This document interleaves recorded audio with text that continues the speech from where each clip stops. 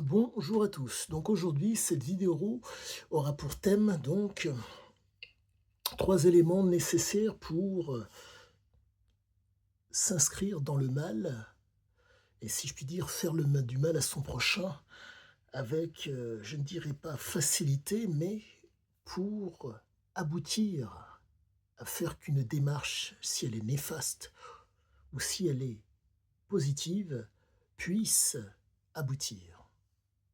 Primo, l'organisation. Secondo, la discipline. Tertio, la gestion. Ces 3 éléments mis bout à bout font que, selon vos gènes, selon vos sens, vous allez pouvoir y arriver ou pas. Actuellement, je suis sur ce qu'on appelle la programmation génétique. Pour faire simple, nous sommes tous différents et nous avons cette différence est le fait d'une variabilité. Cette variabilité est fonction donc de l'environnement et du comportement que nous avons eu dans cet environnement. Mais il faut comprendre que ça va dans un sens comme dans l'autre. Notre comportement sur l'environnement, mais l'environnement a un comportement sur nous, va induire un comportement, voire une conduite. Pour faire simple, dans un lieu où vous avez de la nourriture à foison, récolter pour semer ne sera pas nécessaire. Ce qui fait que la programmation ne sera pas la même. Autre chose très importante à savoir, le fait de, par exemple, être dans un endroit, entre guillemets, avec des changements climatiques absolument normaux, printemps, été, automne, hiver, comme en France, fait que la programmation va changer. L'environnement va avoir un impact sur vous. Et vous êtes susceptible d'avoir, si je puis dire, un impact sur l'environnement. Mais la condition sine qua non à ne jamais négliger, c'est que cela va dépendre de votre programmation génétique. Vous avez, entre guillemets, une programmation génétique dite naturelle, pour nombre de gens au départ. Et encore, cette programmation génétique fait que un père et une mère vous ont donné des gènes. Ces gènes font que vous allez pouvoir faire en sorte qu'ils s'expriment dans une situation donnée. Donc ça se présente de la façon suivante. Tout d'abord, il y a la programmation génétique. À la suite de ça, vous avez donc des réminiscences qui vont découler donc de cette fameuse programmation, une impression de déjà-vu. Après cela, vous avez le père et la mère qui se rencontrent dans un environnement donné, ce qui fait que cet environnement, s'il y a énormément de nourriture, vous allez avoir un enfant, entre guillemets, qui sera viable ou pas.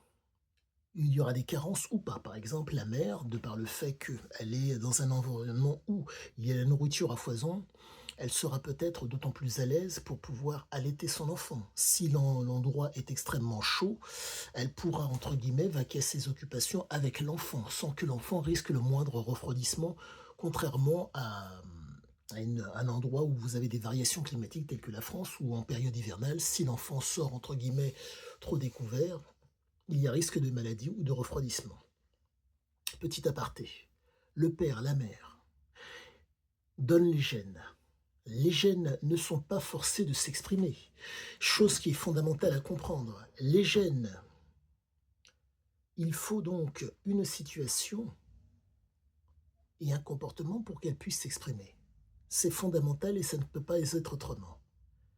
À la suite de ça, vous avez donc un conditionnement par l'expression de ces gènes et parfois un renforcement. Ce renforcement, lorsqu'on arrive à ce niveau-là, fait qu'il y a une précision et il est possible d'y avoir une modification. Pourquoi? Car le lieu dans lequel vous serez, où vos parents sont, font que s'il n'y a pas de nourriture à foison, le comportement va devoir changer. Donc il y a modification du comportement. Et donc j'en reviens à ces 3 fondamentaux. de départ dont je vous parlais, l'organisation, la discipline et la gestion. Ces 3 éléments font que la vie ou la survie se feront, en tout cas, sont susceptibles de se faire. Cette bifurcation et entre guillemets, ce choix qui se présente entre la survie et la vie va être fonction du génome, de la programmation génétique. J'en reviens à ce que je vous disais.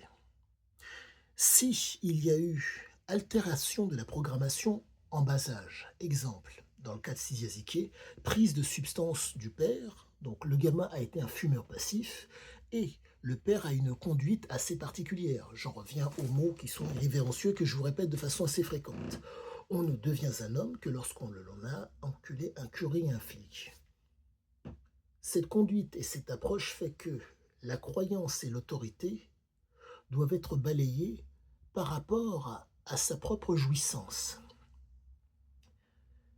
De tels mots ne peuvent impacter qu'un enfant qui est sensible à de tels mots. En un mot, si la programmation génétique est présente dans l'enfant, il va y être sensible.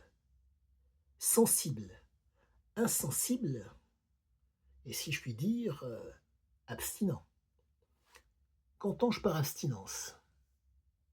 Malgré les mots qui ont été dits, la situation fait que l'enfant est en mesure de ne pas, comment dire, exprimer les choses.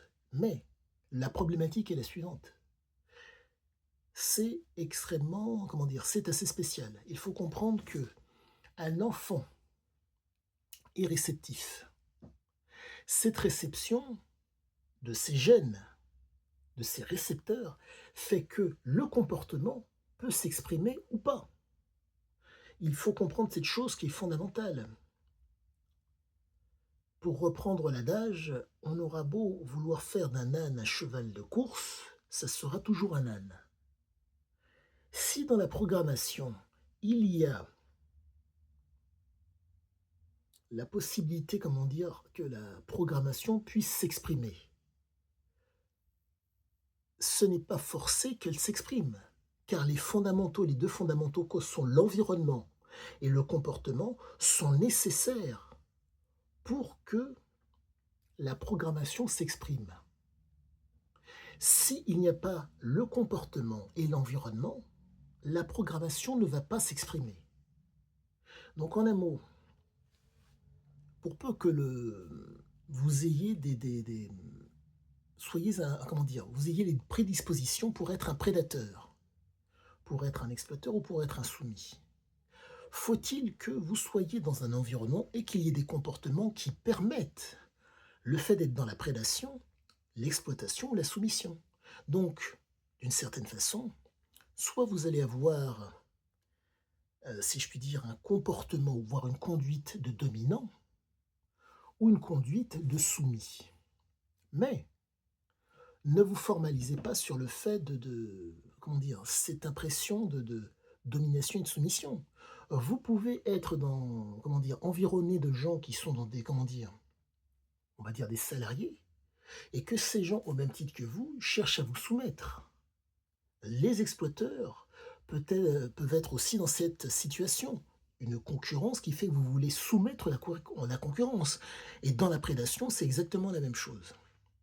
Et donc, pour revenir à ce que je vous disais par rapport aux piliers nécessaires, si je puis dire, pour s'inscrire dans le mal et pour, entre guillemets, s'inscrire aussi dans le bien. La fameuse organisation, la fameuse discipline et la gestion.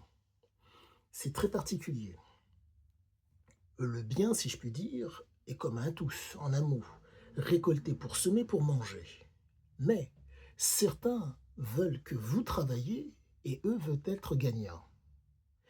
Certains veulent que vous travaillez et juste, entre guillemets, asseoir l'autorité. Le gagner ou pas ne les intéresse pas. Ce n'est pas la finalité, la récompense de votre travail qui les intéresse. C'est le fait de sentir qu'ils ont une autorité sur vous qui les intéresse. Je pense avoir donné le plus gros de mon explication. À coup sûr, elle n'est pas exhaustive et il y a d'autres choses à ramener pour faire en sorte que le propos soit d'autant plus, si je puis dire, pointu et qualitatif et intéressant pour vous. Quoi qu'il en soit, comme à l'accoutumée, je vous souhaite à tous une excellente fin de journée et je vous dis à bientôt.